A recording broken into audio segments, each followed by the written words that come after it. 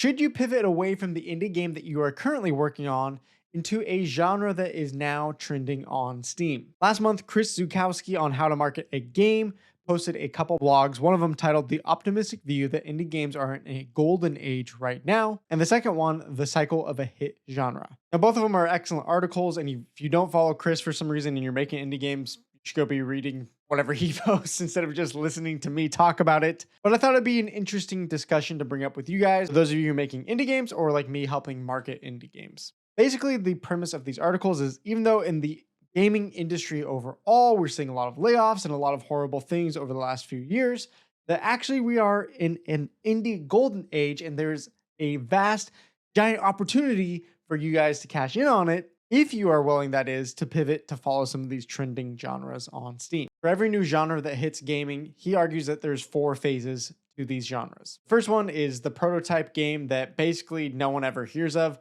but inspires the next big hit of that genre. For me, my favorite example, because I like roguelike deck builders, is Dream Quest, a game that is like stick figures on cards that no one has ever heard about, that released in 2014, 5 years before what everyone else thinks is the first roguelike deck builder of Slay of the Spire. But Slay of the Spire is actually phase 2 of the genre, which is the big hit of the genre that now everyone wakes up and says, oh, this is a cool genre.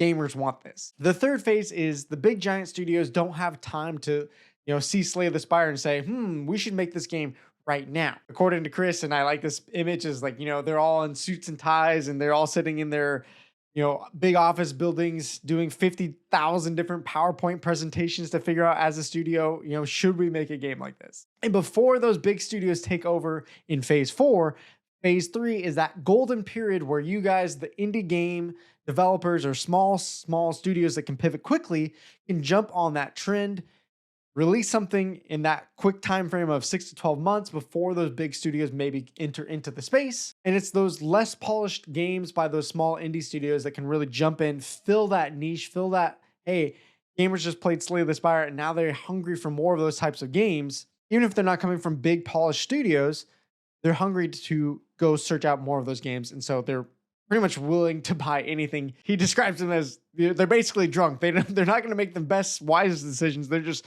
so pumped up and jazzed. They're like, I need to find another game that's like this. But based on that, Chris is saying there's lots of genres that are hitting all at the same time. And that's why we're in the golden indie gaming period, which is why he makes this following argument. Today's blog, I will argue to first appreciate what is going on right now. And second, that the safest thing for most game developers right now is to stop development on your current project, try out a new fast follow micro genre, with the goal of releasing it within the next 4 to 6 months.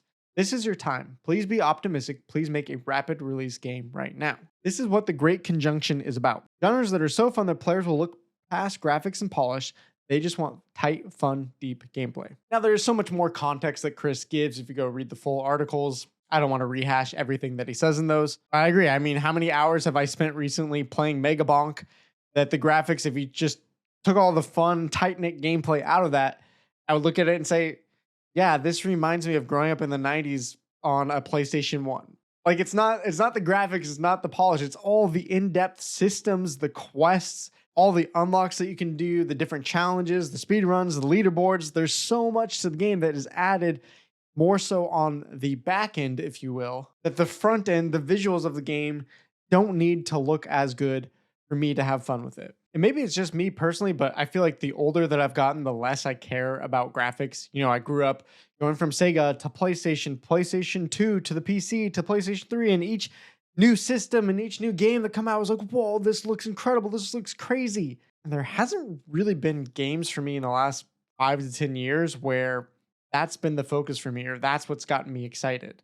I know there's some players out there that are like, I got to have the latest RTX graphics card, 5070 or whatever it is now, the latest machine, and I got to bump up all my graphics to 8K quality, run things on 300 FPS because 200 FPS just isn't enough for my eyes. I can tell the difference, I promise you. Like, maybe just as the gaming audience has matured, we just now realize that the fun isn't in the graphics.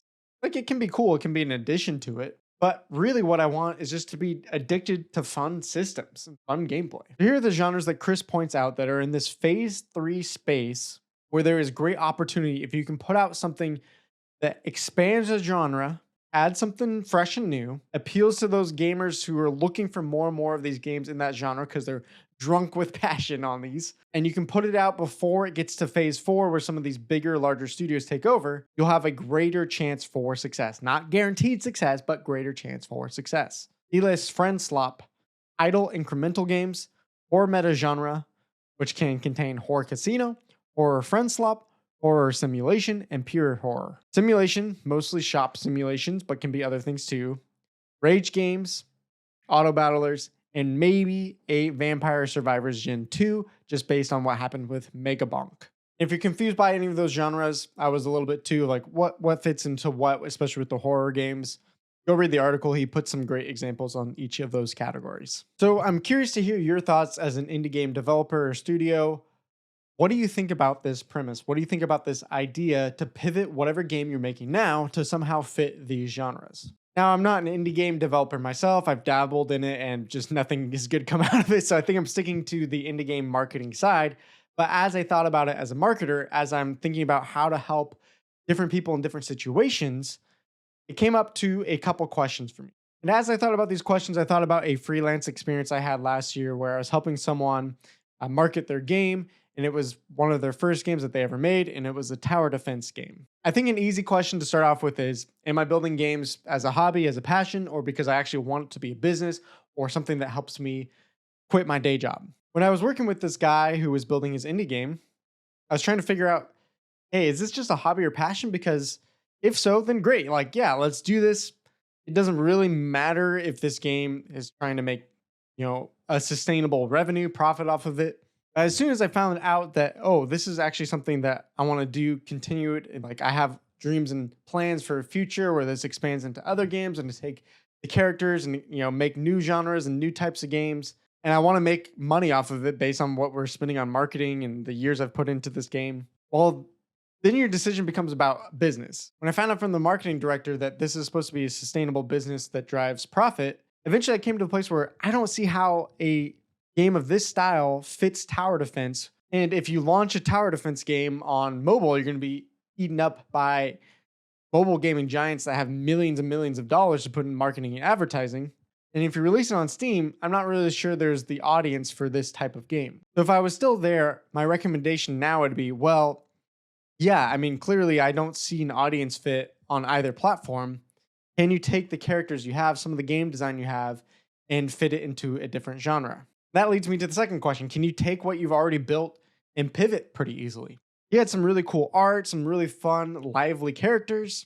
I've described them more cute and cuddly, which is why I think it could have potentially been great characters for a friend slop game. I definitely don't think it would have fit, a Vampire Survivor style game or a horror game based on how vibrant and the bright colors. But hey, maybe what he had, again, could have fit a friend slop game. Now, based on the fact that Chris sees so many of these genres as viable right now, makes me think that you could probably take any game that you're building right now and at least somewhat have something basis to start off of. Maybe you have to start from scrap. And if that's the case, you kind of have to decide, well, do I have the resources? Do I have the dedication to put this out in his recommended time of, 3 to 6 months? Or if I pivot to one of these genres, I'm just doing this on the side. I only have a couple hours. I have a full-time job and I'm just a solo dev.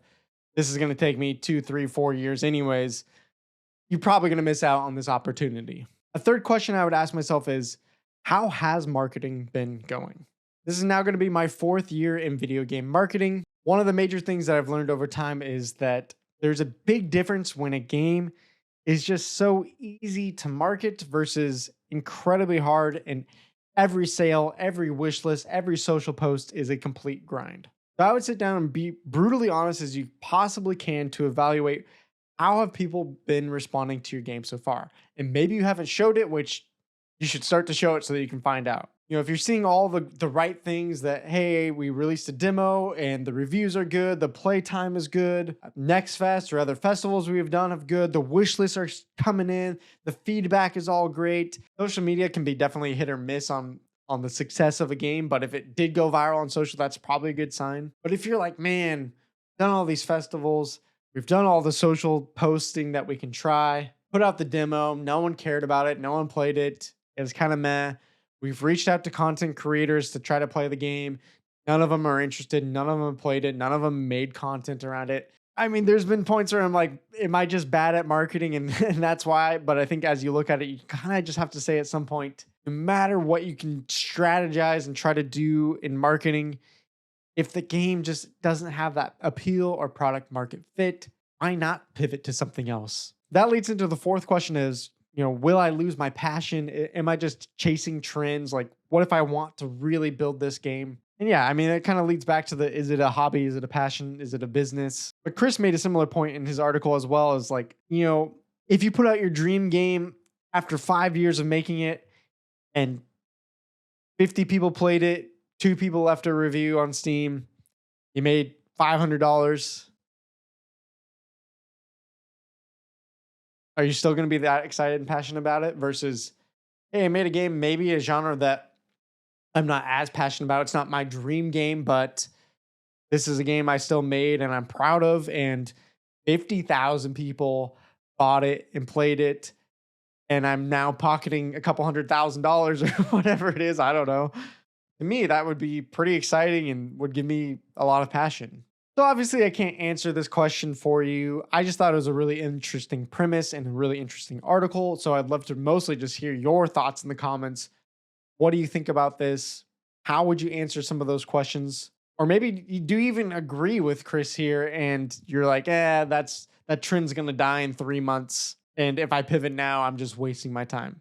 And as I thought about it, it might be slightly dependent on the genre as well. I've played a few friend slop games with my family and there's not many of them that I would want to play for 500 plus hours. Like we're kind of always looking for that next friend slop game that we want to play for 5 to 10 hours. And maybe that's just anecdotal and that's not real evidence, but I feel like people are going to be looking for friend slop games all the time. And it's hard to picture a larger studio that perfects the genre. And now only those 3 games are dominating the market like they did with Vampire Survivors. I don't know. I could be wrong. Thank you guys for watching. Talk to you guys in the comments and I'll see you in the next video.